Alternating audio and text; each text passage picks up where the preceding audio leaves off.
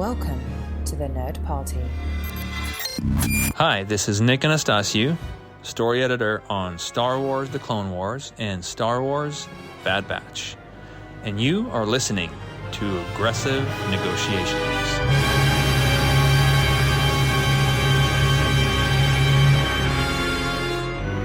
Greetings from a recently derelict and disturbingly redecorated New Republic cruiser out here in the Outer Rim. We seem to have lost our prisoner and apparently most of our crew. I am Jedi Master John Mills, and joining me in this salvage expedition to talk about the deeper corners of the Star Wars galaxy, as we love to do, is my dear friend Jedi Master Matthew Rushing.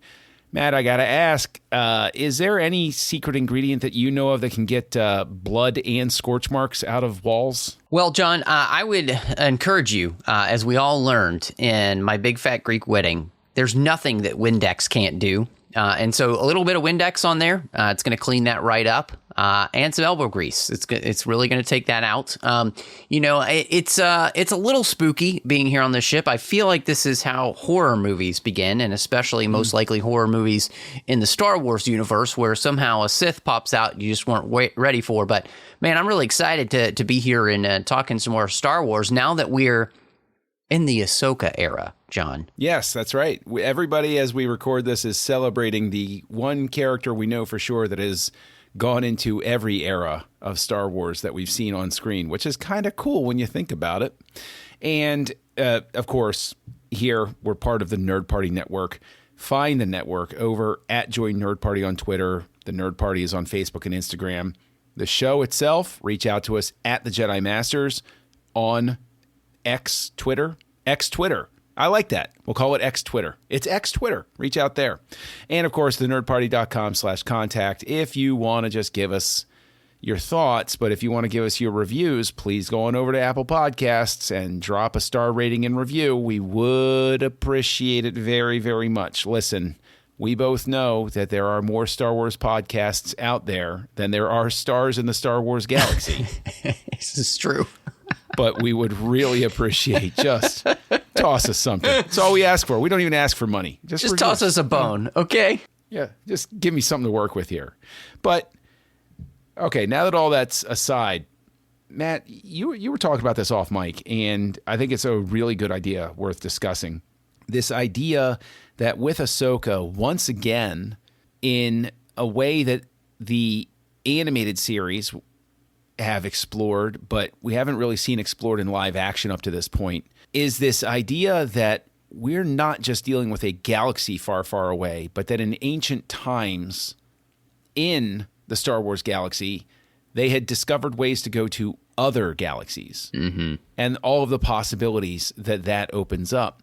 So I wanted to just sort of kick it off with that to say, when you see that there's a map leading to a place and you look at it and it points to a galaxy outside of the galaxy, do you think that this is a new and fresh thing for audiences to encounter, or do you think that this is a dead end of some sort? Yeah. Obviously it's something that we've seen in places. Obviously the EU did this, of course, with the Yuuzhan Vong. I think that's probably the most well-known for fans. And then, of course, for those who are video gamers, you would have got like the Zephawins, who were a part of Jedi Fallen Order, and they actually left our galaxy and searched for peace in another galaxy. We have the understanding that Purrgil can kind of travel in and out of galaxies because of their special abilities in space travel. So the ideas of these things and there being kind of these ancient ones is not new. Obviously, too, I think, big time, the Clone Wars, we have the Mortis episodes where these people kind of outside of all of space and time in some ways. So, I mean, talk about outside the galaxy. I think, that really put, crazy on the map when it came to the spiritual realities and the ideas of other planes of existence. And, with the Force, we've seen Yoda travel to an incredible part of the galaxy in his arc in the Clone Wars as well.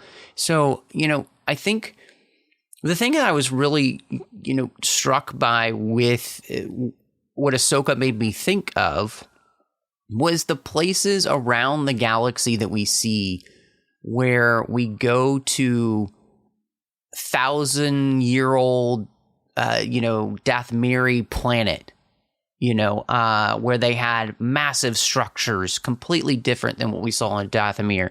We have these other structures that are built that hold the map that allow them to be able to see where they're supposed to go. I think of the video games then. I even think of, Andor isn't known for obviously really tying heavily into the Force, but even there, right? We're on the planet where they have the eye, and you have that old structure there of where the people would come and celebrate this incredible thing every year. And so you get this idea of spiritualities and big mysteries permeating the Star Wars galaxy in much the same way you would from almost, kind of any Indiana Jones movie, where our civilization is just built on another civilization, which is built on another. And the Star Wars galaxy feels real and old in that way. And to me, that's kind of what I was just like thinking of while watching Ahsoka. It's just like how rich the Star Wars galaxy really is. And it's never really the big focus, but there's just something so fun to me about being able to pull these ideas out every once in a while and play with them. Archaeologically, that bend that you're going on is the most interesting, specifically because it ties into this idea that if you go into, say, the books, I always make reference to Chariots of the Gods by Eric von Daniken, but if you go to these other books, and I think Graham Hancock is his name, he has like a book called Fingerprints of the Gods, where he goes through and he says a lot of what we think about the track that society went on in development is not accurate, that there were older societies, very accomplished and technological societies that were wiped out, and that there's been this pattern of reasonably advanced societies getting wiped out time and again, and then everything builds back over it. And I think that this idea of uncovering these mystical things that underlay a very materialistic galaxy, where Han Solo, for instance, doesn't have any concept of the spiritual when you first encounter him.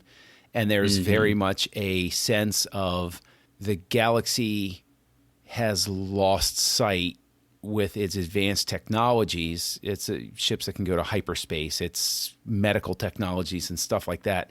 It's lost sense of that spirituality. And so I think that it is interesting, even when the Jedi were active in the eras that we've seen directly, even they were just almost like a Tolkien-esque shadow of the great ones that came before, if that makes any sense. So maybe it's more that this ties into the idea of a very Tolkien-esque vibe that sometimes permeates Star Wars, with this idea of we're living in the third age, which is not as great as the second age, which is nothing compared to the first age, and sort of how these ages go through. Right.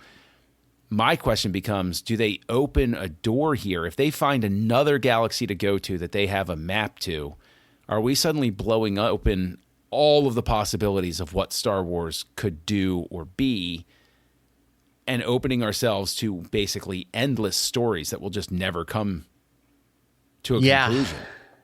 I mean, that's a good question.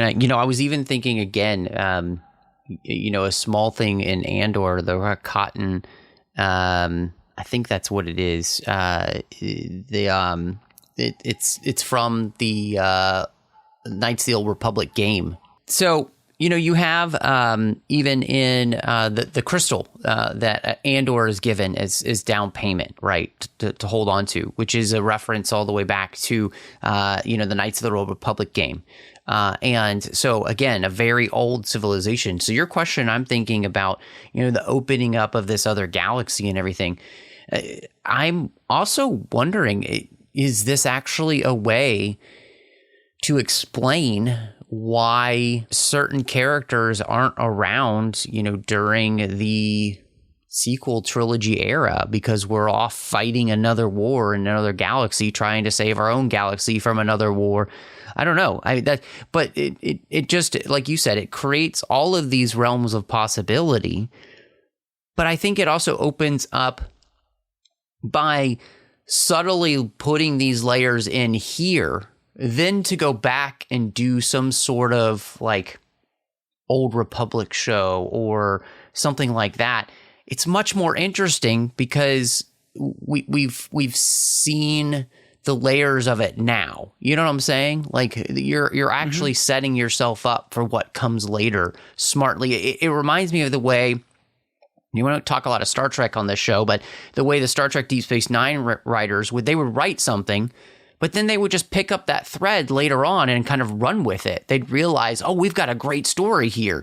It wasn't necessarily the main plan, but they turned it into the main plan because they were able to find a way to really make it into something. And I think by doing shows like this, whether it's The Mandalorian or Ahsoka, even the stuff we did in the Clone Wars, there's all of these pieces then that you can pick up later on and play with. And so I think that's what it shows me is that the Star Wars universe is rife with mysteries that are just looking to be finally explored if you can find a way to do it right. Well, I like the idea of what you're talking about, that this could wind up being the way to explain why certain people aren't active during, say, for instance, the sequel trilogy era.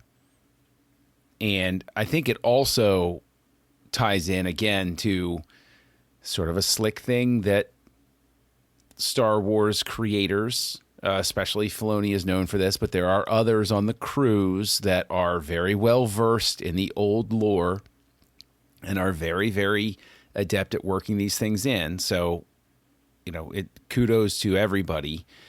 But it seems to me that this is also a very subtle sort of idea of referencing something like Outbound Flight. Oh, yes. Oh, yes. Where we could wind up finding that there are a whole bunch of other Jedi out there, or a whole bunch of other Sith, or a whole how interesting would it be? Now, of course, we can't project ourselves there because we haven't even ended the Ahsoka series as we're discussing this. But I think it's a great pressure release valve to have something where you can send the characters off to this different location. Everybody will accept that that's why they're not there during the sequel trilogy era or whatever, or prequel era or any other era, and give tremendous storytelling opportunities to somebody to say, oh, you don't really like what's going on over here in the primary galaxy? Well, let's go back on over to the secondary galaxy where we might have an adventure that you like. Basically, it opens up a whole other section to the library where you can walk over and you can say, oh, yeah, you know what? I am in the mood for that type of story again. Well, and I mean, this is one of the things that, Jedi Survivor, the sequel to Fallen Order, also did this by having this planet that is hidden, that's very difficult to get to. And in many ways, the same type of story that we're getting in Ahsoka, where you're finding this map and there's this one special way to get to this place, very similar to that. And so it feels like there's a intended and reasoned thought process there at Lucasfilm that you're putting these things in place for a reason, because you want to be able to use them. And I think that's incredibly interesting. It's not like it's an alternate reality, but it's an alternate history that allows you to create something that can then come back, say, during the Rey era and have an influence. Because but I think more than anything, what it gives us the opportunity to do is to explore these characters to which so many people in, Star Wars have fallen in love with. But I think also, to me, just to explore this mysterious nature of the Star Wars galaxy. which the more and more we've gotten storytelling from people like, George Lucas and, of course, Dave Filoni, the Star Wars galaxy is nuts. And when it's done right, it's nuts in a way that just kind of blows your mind and like, that was so cool. I can't believe they did that. I kind of want to know more about that. And I think that seems to be in some ways like, it's not just nuts for nuts' sake, but that nutsness is always about how to tell a story that moves our characters forward. I think that there are so many different possibilities. The danger right now is, as we're recording this, it's so easy to get into, ooh, wouldn't it be cool if this? Wouldn't it be cool if that? And I'm going into this guarded because if we get to that other galaxy, there's no guarantee that we will. Right. But if we were to get there, I am so curious as to what the rules of that galaxy will be, because going even before the Vong, going back to the original Marvel comic series with the Nagai, they were the original extragalactic threat. And we also know that one of the things that people have always tried to square up is the idea of the Salamir in the original Thrawn trilogy. Like, there's a part of me that's really curious, is like, is this the galaxy without the Force? And so that's why Jedi are like really thrown out of whack or something. And I'm not trying to get into speculation. I'm just trying to use that as an example of there's so much possible with what they are heading toward with this. Well, and the question then, I mean, obviously the Dathmiri are a part of this in a big way with Morgan Elsbeth. I think that also creates a question of, are the Dathmiri from that universe in some way? And that's why their magic is in touch with the Force, but it's different, and so there's this, I think there's just so many incredible opportunities for storytelling that are really interesting to me. But I think at the same time, I like when I'm watching Star Wars, because this is the thing that always struck me from the very first time I saw the original trilogy, was the way in which every scene seemed to scream at you, this universe has been going on for a long time. And it's lived in, and there's so much about it around every corner. It's like if you just looked right off screen, you would see something. And I think that's fascinating to me. And the thing to which these shows are utilizing those mysteries and continuing to kind of build into those mysteries for their benefit. But at the same time, just raising more of those I just feel like just right there's so much storytelling opportunity, and I want to know more about the thing. And that's fun to me. Like, I enjoy the speculation, but I also just enjoy the joy of watching a show that is so visually interesting and feels so, and this feels weird to say about the ridiculous fantasy show, but it feels so real that I want to be able to know more about this thing. And that, I think that's just incredibly well done then. Well, just as sort of like a parting thought, one of the reasons I also gravitate toward this idea of, we'll go outside the galaxy. I might annoy somebody who's a big Marvel fan that's listening and something like that. But this, to me, is a more worthwhile expression of the storytelling instinct that has taken over everybody else with the multiverse theory. Mm-hmm. And instead, multiple galaxies is not a theory.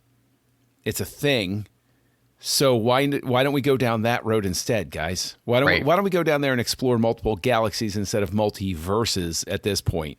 Because even when we explore the multiverse, it's always simply, how is it different on this one planet? It's like, okay, still limited here. Right. We're still kind of limited in what we're looking at, but that's fine.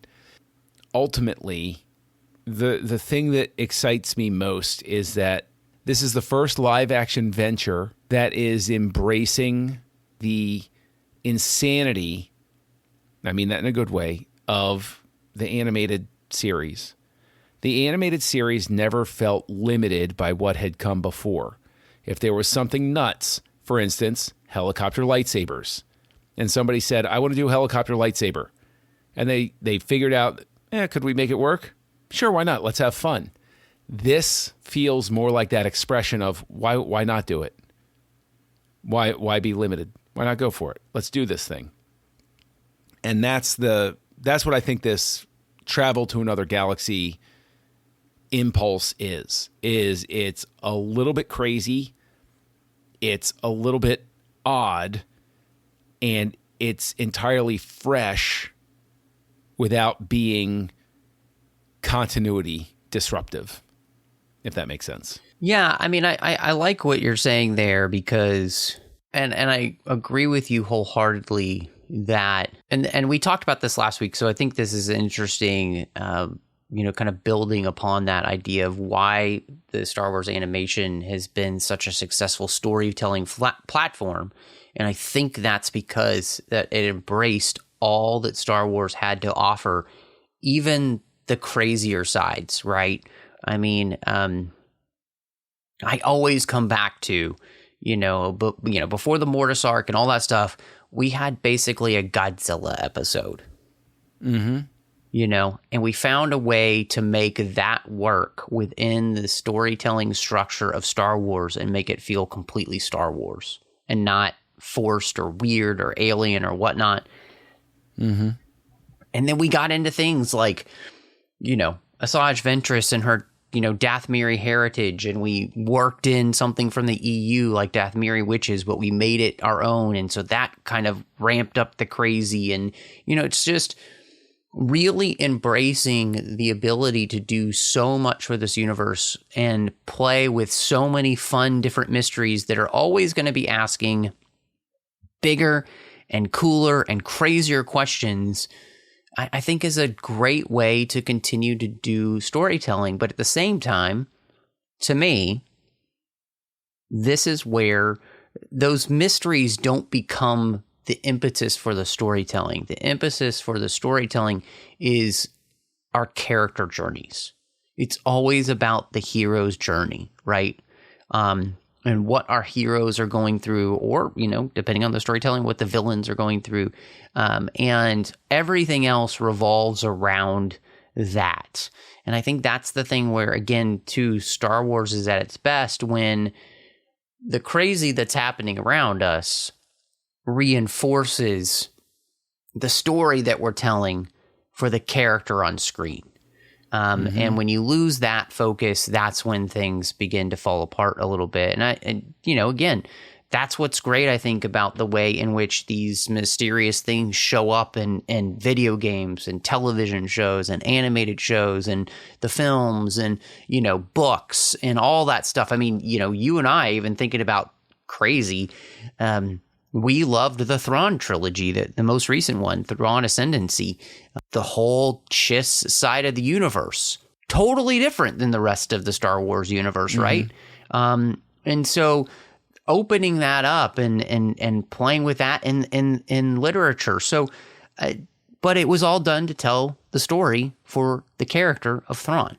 And so, to me, this is just it's just so much fun, and it makes me excited for what's going to come next with Ahsoka. It makes me excited then, of course, what they could do with something like the Skeleton Crew show and beyond, and of course, Bad Batch season 3, and God willing, more Tales of the Jedi, and Dave Filoni film, and in all of this, it also makes me excited for the thought process of if done right, what James Mangold wants to do with the beginning of the Star Wars universe in the sense of like the Jedi, the Force, all that stuff. Talk about super crazy. If you do that right, it could be incredible. If you do that wrong, it could be a train wreck. No, it would be boring if you do it wrong. So, but that's going to be the knife's edge. But there's the possibility that could be really stinking cool. Yes. And possibilities are what we like to entertain, but we also like to entertain counterpoints, thoughts, criticisms, anything that you like to hurl at us. And Matt, if people want to find you online, where can they? Well, I've realized that the only reason for Twitter X to exist is for people to tell me that I'm wrong or stupid, and social media just in general, I feel like. So hit me up on Instagram, Twitter, Letterboxd, Vero, MattRushing02. Here on the network, you can find me doing Outposts, where we talk about Harry Potter series, one chapter at a time. We've covered that entire series, so we hope you'll enjoy that show. Over on the TFM network, where you'll find me doing a bunch of shows. One is called the 602 Club, and we talk about all of the fandoms we love, including Star Wars. John's also a frequent guest over there, so we hope you'll check that out. We've also got Literary Treks, The Orb, Warp 5, Saddle Up, and The Artificial Tango. But John, when you're not trying to find where they kept the hidden whiskey vault on this derelict ship, where can they find you? Wow, hey, come on. That would be rude of me to be looking around for the captain's private stats of Corellian brandy, and I also deserve it. But you can find me out there as Kessel Junkie. Haha, have fun if you will. Yay. Probably Letterboxd is the only place that you'd like to connect with me online. I do lurk on Twitter as well. You can also find me right here on the network co-hosting a show called House Lights, where, hold on to your hats, we talk about movies. I co-host that with Tristan Riddell and Darren Moser, and we have a time. Won't you have a time with us? And speaking of time, it is time, Master Rushing, to close these negotiations. John, negotiations are closed. Join the revolution. Join the Nerd Party.